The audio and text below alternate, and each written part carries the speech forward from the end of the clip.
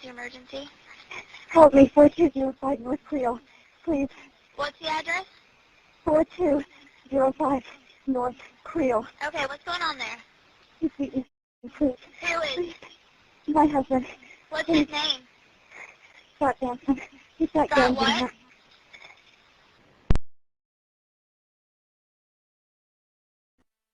911. What is the address of your emergency? 4205 North Creole. Okay, 4205 North Creole. 4025 North Creole. Hello? Hello?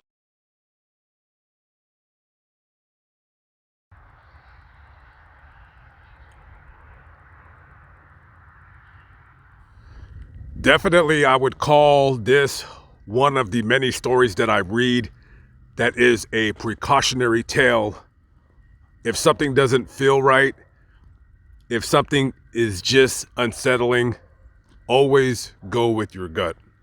As the fog is quickly setting in, we're going to have to make haste with this video because the sun is also setting. So we're going to go back to 2013, and we're at Union Hospital in Terre Haute. Now, there is a woman that works there. She's a nurse, 49 years of age. Her name is Kelly Eckert. Now, Kelly had went to school to get a bachelor's degree in nursing, and then later on she would go back to get her master's. And a very sweet woman, a very beautiful, very attractive woman, had a 10-year-old kid. And, you know, you're a nurse, you're making a comfortable living for yourself and for your child. As she's working at this hospital, there's a guy that works there. He's a doctor, an anesthesiologist. His name is George Sampson. He's at that time around 54 years of age. And somehow or another, they met up. And George had asked Kelly to go to lunch with him. Now, let me paint a picture. Now, you're an attractive woman. You're 49 years of age, and this nice-looking doctor guy, you know, asks you out, and you know, he makes a good living. You make a good living yourself, and you know, maybe he charmed her at first and said all the right things that a woman wants to hear when she meets the graces of another man. So they go to lunch and everything seems to be fine. And eventually, as you know, you meet new people, you introduce them to your friends and your family. And well, her friends didn't really care for this guy. Neither did her parents. Because oftentimes, and it's, you know, true, that people often will show their true colors later on as a relationship progresses. And this guy would definitely show his true colors. A very manipulative, controlling, just a weird person. At first, maybe he was nice to Kelly. After a while, you know, when you kind of get used to somebody, you can kind of do and act in whichever way you feel like doing and acting like, you know what I mean? And when they would go out to dinner, like let's say they would invite her parents or her friends, he would be quiet. He wouldn't really be engaging in any kind of conversation. Just he emitted this kind of unfriendly feeling around practically everybody. And as they continue dating throughout 2013, going into 2014, his controlling nature would continue to grow exponentially. Now, they worked at the same hospital. They may not have worked the same days or the same hours, but when they did, you know, because they worked in totally different sections of the hospital. She was an ICU nurse, and you know, he worked in the surgery department, but whenever he felt the need to just come down there and want to talk to her, he would just go there, disrupt her work environment. He would, during lunch, sometimes he would just go to her lunch area and just plop down and just kind of wait for her if she were busy with a patient, he would have one of the nurses, almost in a demanding tone, tell her, you know, hey, go get her. I want to talk to her now. And Kelly's best friend, Sharice, knew something was not right. And listen, you know, she would confide in her friend that, you know, at first maybe it was like, oh, you know, that's just the way he is. But, you know, give him time and, you know, I'm going to change him. I'm going to turn him into this and that, you know, and oftentimes we have these projects, right? Women will have these projects of a guy who's rough around the edges and I'm going to change him. Well, this was one of those situations. Another aspect of George Sampson that people would learn as they dated was this guy was a tightwad. This guy was a cheapskate. Now, I don't know exactly how much a nurse makes. Of course, when you have a master's, you're gonna command more than if somebody just had a bachelor's. And a doctor, I mean, depending on what you do, some doctors make pretty good money. Some doctors actually don't make all that much money, but if you're a doctor, you're making a comfortable living. So this guy's probably making, who knows, probably 3 times more than she is, you know, maybe. I'm sure he's making well over $200K a year. But he was a cheapskate. When they would go out with other people, it always seemed like when the check came, he always left or went somewhere else, right? And he was always kind of like unloading the bill on Kelly. And her friends and family, they would notice this like quite often, right? Now, I'm sure she's making a comfortable living herself, but call me old-fashioned. But me, I mean, I always pay. That's just how I've always rolled. And I've always paid even when I was making really not much money. How we doing over there? The dogs want to play, I guess.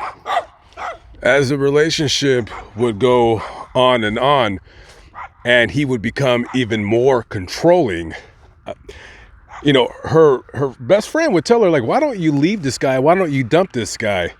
And I suspect partly, and then I'm not making any assertions. I'm thinking this. You're a woman. You're turning 50 years old. You've been through the dating game. And, you know, there's not much out there. I mean, it's like, it seems like the older you get, it just seems like it gets kind of worse. I'm not saying that in, you know, whatever, but that's kind of how I've seen as I've gotten older, you know what I mean? It's harder and harder to find somebody that fits you, you know what I mean? So maybe she's just saying, well, at least, you know, he makes a good living and he's handsome and whatever, because, you know, I'm just tired of the whole dating thing. Maybe she kind of gave up on dating, who knows? And, you know, she you know, a woman always wants a guy, she may not say it, but a woman always wants a guy to make a better living than she does. They want a provider, you know what I mean? So they would get into fights. And another weird aspect to this story is that she would tell her friend that George would, in so many words, force sex on her. Now, I've said this before in videos, and maybe people don't really remember, but sex is a very, very, I wouldn't say it too varies, but sex is very important. You know, the sex drive of a person, one might be higher than another.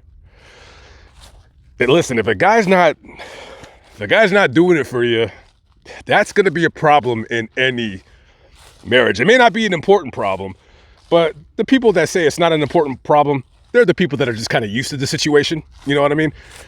And she would often, to even prevent him from trying to have sex with her, she would invite her friends over, her family over to spend the night, just so she wouldn't have to be alone with him. Now, that is very troubling to me, because if it's to the point now where you don't want to sleep with somebody that you're dating, that's a very, very good indication that something's just not right, and you might want to get out of the situation while you still can. Now, later on, as the relationship is getting frayed, he goes, I think this happened at the hospital where he presented her with a big old bouquet of flowers and said, "Oh, will you marry me? I know, blah, blah, blah." And, he did this in front of several people, which, to me personally, if you're going to do that, don't do that in front of a bunch of people, because you're really putting pressure on the person that you're proposing to. It should always be done between, you and them. It should never be done in public. That's just a kind of a douche canoe thing to do, in my personal opinion. No offense to anybody if that's what you've done, but that's just the way I see it. You want the person to be alone. You want the answer to be genuine, not forced. So she says yes, and they're setting the wedding date. And at this time now, they're living in that home right there. Now, because of the fog, you really can't see it, but that is a kind of like a ranch style home, and it sits on quite a few acres, and it has 5 bedrooms, 6 bathrooms. He had purchased this house in 2014 for about $350,000. Now, after this event, this murder occurred, the police were interviewing the neighbors that lived around, him, and none of them knew him. This guy wasn't a very friendly guy. He was just kind of a jerk, And, well, they said, well, yeah, he moved here, but, we didn't really know him. We didn't really talk to him. So on the wedding day, as the wedding day gets closer, Kelly, she's telling her best friend, she's like, listen, she goes, I don't really want to do with it. I don't really want to go through with it, but here's a problem. And the problem is I'm scared, in so many words. Like, I'm scared about what's going to happen if I don't go through with it. And so she bites her lip, just goes through with the wedding, and her parents didn't go to the wedding. Now, either they didn't go to the wedding because either they were not invited, or maybe they just didn't want to show up because they vehemently disapproved of this union. You know what I mean? They didn't want no part. They didn't want her marrying this guy. And on the day of the wedding, there has some mishaps during it. Eventually, they went to this place called the Ohio Building, somewhere I believe in downtown, and they rented out a venue for the wedding. And during the wedding, it was the tension between Kelly and George was so thick that you could cut it with a knife. And a lot of the guests of the wedding, they were just getting this weird vibe between these two. Like, they weren't talking, which is, that's weird. You're marrying somebody, you're going to spend the rest of your life with somebody and whatever, So as the wedding's going on, the bill comes for the open bar that, and the venue and the rental of it and everything. So George gets the bill, right? So listen, you're a doctor. You're making very good money. You could afford that house, right? That's a nice house. You could afford that house. And he gets the bill. He blows up. He gets like, I'm not paying for people's drinks, blah, blah, blah, yada, yada, yada. So he gives them their card, but I believe the card was declined. So I don't know what was up with this guy's finances. I don't really know. But he gets the, I don't know eventually who ends up paying the bill, but he storms out of this place. So after that is all said and done, I'm assuming people just settled the bill, maybe her parents or whatever, or not her parents, but his parents. So afterwards, they come to this home to have like kind of like an after party. Now, after like one of the last guests leave, they can tell that things are not going well with Kelly and George. And actually, one of the last guests to leave asks Kelly if she wants to go to their house to get away from here, and she declined. And not long after the last guest left, in that home was only George Sampson's parents, him, Kelly, and her child. And then that's when the 911 call happened. And that's when the shooting took place. By the time the police came out here, they weren't able to trace the call because something to do with the 911 system. And also in the 911 call, Kelly accidentally gave them the wrong address, which kind of tells you that if she's giving the wrong address, she didn't mean to give them the wrong address. She didn't know the address. You know what I mean? I believe she said it was 4205 Creel instead of 4025 Creel, which is the exact correct address. So by the time, I think 15 minutes passed, deputies came and they were met by the father of George Sampson. And he basically said that his son had grabbed a bunch of ammunition and headed down to the basement. And so basically they cleared the entire house out, and then there was some kind of a standoff. And then I believe they had some kind of a remote control robot with a camera go in the house, and then they seen George Sampson dead in the basement of a self-inflicted gunshot wound to the head. I mean, you talk about be careful of who you marry, be careful of who you go to lunch with. And, you know, who would have thought a doctor? No, doctors are crazy too.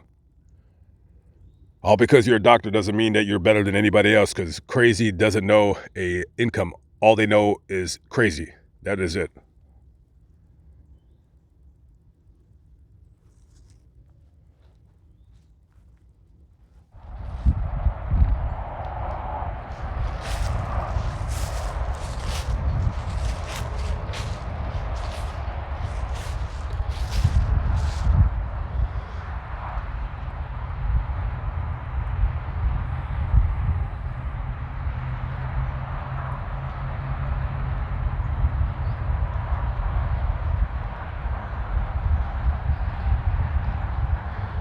Very tragic story about an obsessed creep. And sadly, him taking this woman's life because he was such a controlling, narcissistic bastard.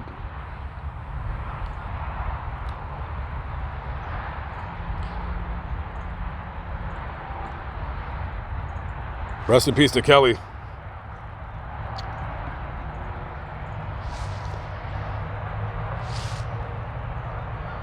All right, guys, I'm out of here. I'm hitting the road. But, you know, listen, before I leave, you know, all the signs were there for Kelly to you know, that this guy was a bad person. And, you know, she had a good heart, and she was trying to make him maybe soften him up, and it ended up costing her life. So any ladies out there, if you're in the same situation and there's a guy and he's just abusive to you, I'll tell you this: once a man touches you, whether he grabs you or pushes you, it's over, kids. He's gonna do it again. So if you want to be in that relationship, go ahead and stay. But once a man puts his hands on you, that's it. It's gonna happen again and again and again until you get out. So, all right, guys, I'm out of here. Peace out.